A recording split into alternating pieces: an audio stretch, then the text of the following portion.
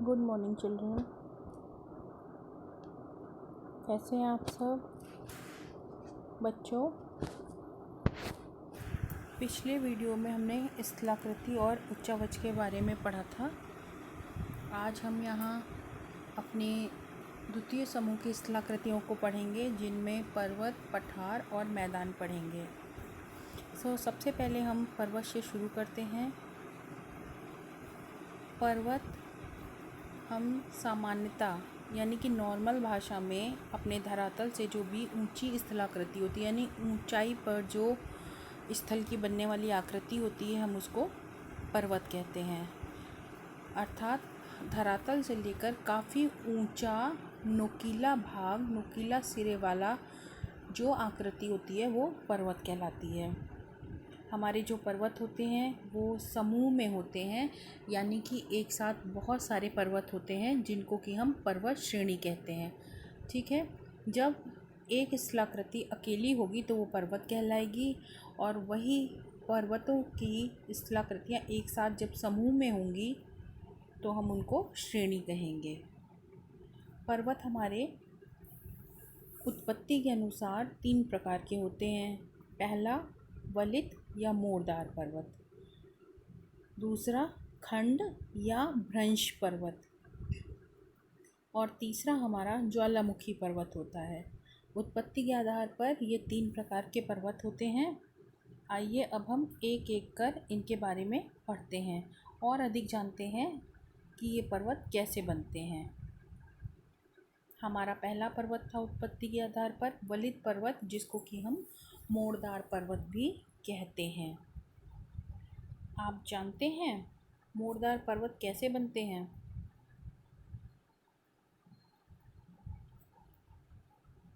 हमारी जब आंतरिक शक्तियों के बारे में हमने आपको पढ़ाया था, तब आपने पढ़ा था कि पृथ्वी के अंदर कुछ ऐसी शक्तियाँ होती हैं जो कार्य करती हैं और बहुत धीरे धीरे काम करती हैं। उनको हम आंतरिक शक्तियाँ कहते हैं। तो जब कभी चट्टानों में पृथ्वी की इन्हीं आंतरिक शक्तियों के कारण, ठीक है, मोड़ पड़ जाते हैं या वलन पड़ जाते हैं, तब हम उनको मोड़दार पर्वत कहते हैं। या लगभग सभी द्वीपों में पाए जाते हैं। हमारे जो मोड़दार या वलित पर्वत हैं, ये हमारे जितने भी महाद्वीप हैं, लगभग उन सभी महाद्वीपों में हमें प्राप्त होते हैं। ठीक है, वलित पर्वत जो हैं वो संसार के ऊंचे पर्वत हैं। बहुत ऊंचे पर्वत जो भी हैं वो हमारे वलित पर्वत हैं। इन पर्वतों का निर्माण, यानी कि वलित पर्वतों का निर्माण हमारी परतदार शैलों से या अवसादी शैलों से हुआ है। अवसादी शैलों के बारे में हम लोग पीछे पढ़ चुके हैं। अवसादी शैलों की उत्पत्ति नदियों द्वारा लाए गए अवसाद से जमा होने के कारण होती है, इसलिए हम इनको अवसादी पर्वत कहते हैं। और हमारे जो वलित पर्वत हैं, इनमें जीवाश्म पाए जाते हैं। जीवाश्म इसलिए पाए जाते हैं क्योंकि इनकी उत्पत्ति अवसादी शैलों से हुई थी।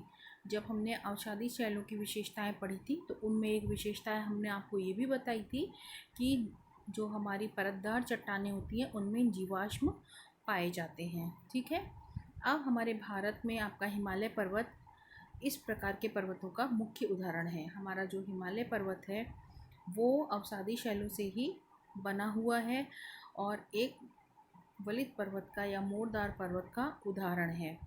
ठीक है बच्चों, इसके अलावा Elburz, Alps, Atlas, Rockies, Andes, Great Dividing Range, ये सारे विश्व के प्रमुख वलित पर्वत हैं। आपको इन पर्वतों को अपनी एटलस में ढूंढना है और मैप पर ड्रॉ करना है। अब दूसरे नंबर पर हमारे देखिए आते हैं भ्रंश पर्वत, लेकिन उसके पहले वलित पर्वतों को किस तरीके से निर्माण किया जाता है वो देखिए।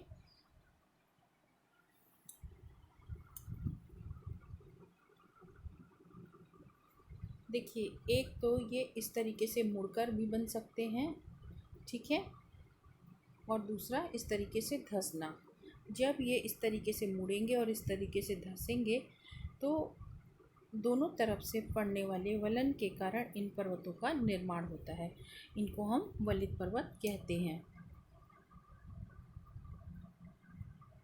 अब भ्रंश पर्वत, दूसरे नंबर पर हमारे आते हैं भ्रंश पर्वत या खंड पर्वत। खंड मतलब होता है टूटना और भ्रंश मतलब भी होता है टूटना। चट्टानों के ऊपर जो हमारी चट्टानें हैं, जब कभी ऊपर या नीचे से उनमें कोई दबाव पड़ता है या दरार पड़ती है तो वो धंसने के कारण भ्रंश पर्वत का निर्माण होता है। भ्रंश पर्वत के निकट एक घाटी बनती है जिसे हम भ्रंश घाटी कहते हैं। देखिए आप, ये देख रहे हैं आप, ये पूरी एक चट्टान थी, ठीक है। ये देखिए, ये पूरी एक चट्टान थी, ये भाग ऊपर रह गया और ये वाला भाग धंस करके नीचे को आ गया। ये जो हमारा धंसा हुआ भाग है, इस भाग को हम भ्रंश घाटी कहते हैं, ठीक है बच्चों। उसके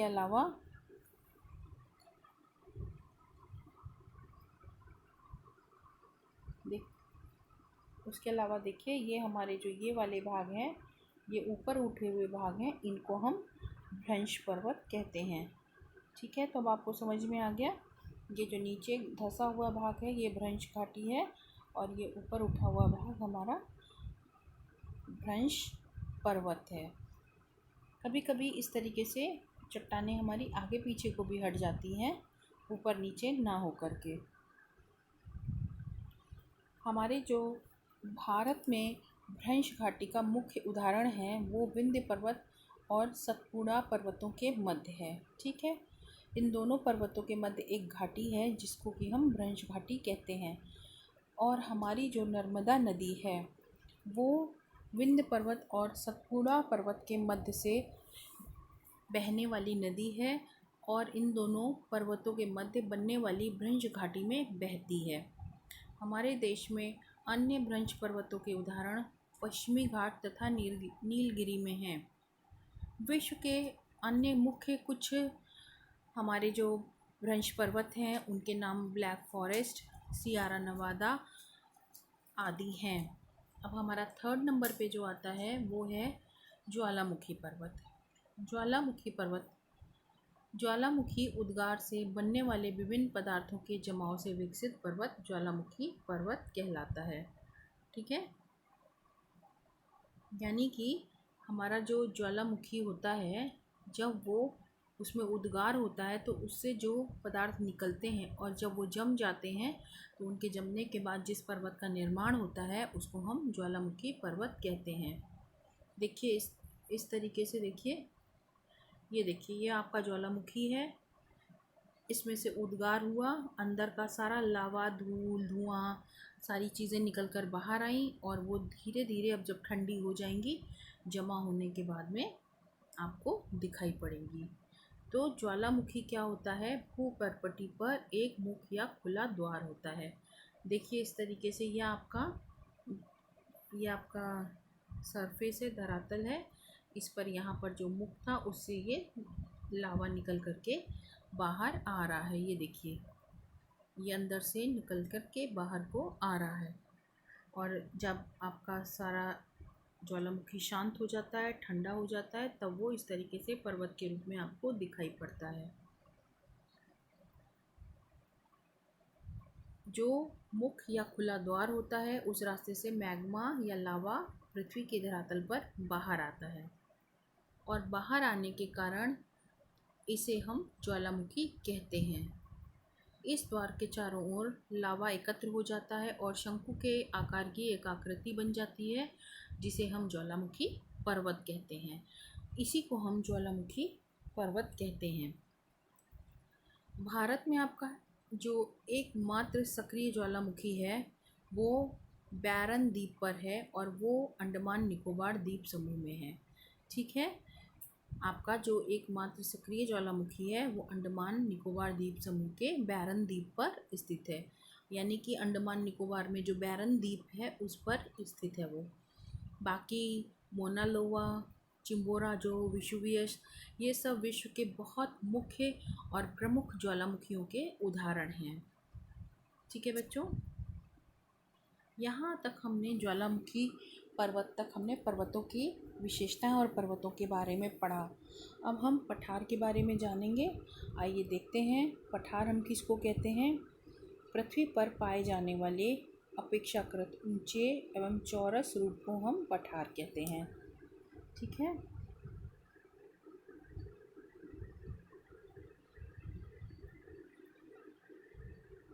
देखिए, ये आपका पर्वत था, नोकदार हिस्सा जो था जिस पर होगा वो हमारा होगा पर्वत। ठीक है। अब पर्वत से कम ऊंचे, अपेक्षाकृत ऊंचे होते हैं लेकिन पर्वत से वो कम ऊंचे होते हैं और उनका ऊपर का भाग चौरस होता है यानी कि सपाट होता है। उनको हम क्या कहते हैं? पर्वत कहते हैं। ठीक है, पठार कहते हैं। ये हमारे पर्वत हो गए और ये हमारा पठार हो गया। पर्वतों के जो सिरे होते हैं वो नुकीले होते हैं और पठार के सिरे नुकीले नहीं होते हैं। ठीक है, इतनी बात आपको समझ में आ गई होगी कि पृथ्वी पर पाए जाने वाले अपेक्षाकृत ऊंचे और चौरस स्थल रूप को हम पठार कहते हैं। हमारे जो पठार होते हैं वो पर्वतों से कम ऊंचे होते हैं। पठार के शिखर समतल और सपाट होते हैं। अभी मैंने आपको बताया कि इनके जो शिखर होते हैं वो समतल और सपाट होते हैं। इनके किनारे खड़े ढाल वाले होते हैं। देखिए, ये इनके ढाल जो हैं एकदम खड़े होते हैं, सीधे। इन पर कुछ भी रुक नहीं सकता है। हमारा जो अफ्रीका महाद्वीप है उसका अधिकांश भाग जो है इन्हीं पठारों से निर्मित है। संपूर्ण जो धरातल है हमारा पृथ्वी का, उसके 33 भाग पर हमारे पठार हैं। भारत का प्रायद्वीपीय पठार आप तो जानते ही होंगे। भारत के प्रायद्वीपीय पठार को, हमारा जो भारत का प्रायद्वीपीय पठार है जिसको हम दक्षिण के पठार के नाम से भी जानते हैं, हमने पिछली कक्षा में इसके बारे में आपको बहुत डिटेल में समझाया था। वो पठार का एक बहुत मुख्य उदाहरण है। इसके अलावा ब्राज़ील का पठार, पश्चिमी ऑस्ट्रेलिया का पठार, कोलंबिया का पठार, ये सब विश्व के बहुत मुख्य पठारों के उदाहरण हैं। ये देखिए बच्चों,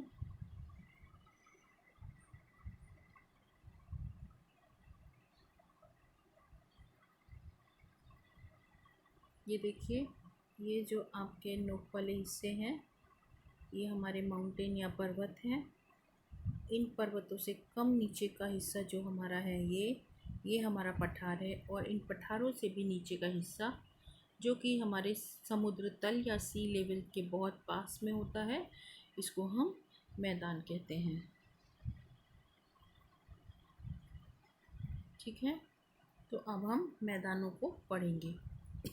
हमारे जो मैदान होते हैं वो समतल होते हैं किंतु निचले स्थल रूपों को हम मैदान कहते हैं। मैदान का ढाल कम होता है, यानी वहाँ पे ढाल लगभग ख़त्म हो जाता है। मैदान समतल और सपाट होते हैं। यहाँ एक विस्तृत समतल भूभाग होता है, काफ़ी बड़ा भूभाग होता है जिसकी ऊंचाई कम होती है। मैदानी भागों में आकर के हमारी जो बहने वाली नदियाँ हैं, ढाल कम होने के कारण उनकी गति धीमी हो जाती है, यानी वो धीमी गति से प्रवाहित होती हैं या बहती हैं। हमारे यहाँ उत्तर भारत का मैदान जो है मैदानों का मुख्य उदाहरण है और ये विश्व के उदाहरणों में एक है। इसके अलावा यूरोप का मैदान, साइबेरिया का मैदान, उत्तरी अमेरिका का मैदान विश्व के प्रमुख मैदानों के उदाहरण हैं। तो बच्चों, आज हमने 3 तरीके की आकृतियों के या स्थलाकृतियों के बारे में पढ़ा, जिनमें हमने पर्वत को पढ़ा, उसके बाद हमने अपने पठार पढ़े और उसके बाद हमने मैदान पढ़े। ठीक है, आज के लिए इतना ही। ये चैप्टर आपका यहाँ ख़त्म होगा और इसका PDF और जो भी ज़रूरी डायग्राम्स हैं वो मैं आपको बता दूँगी। Thank you.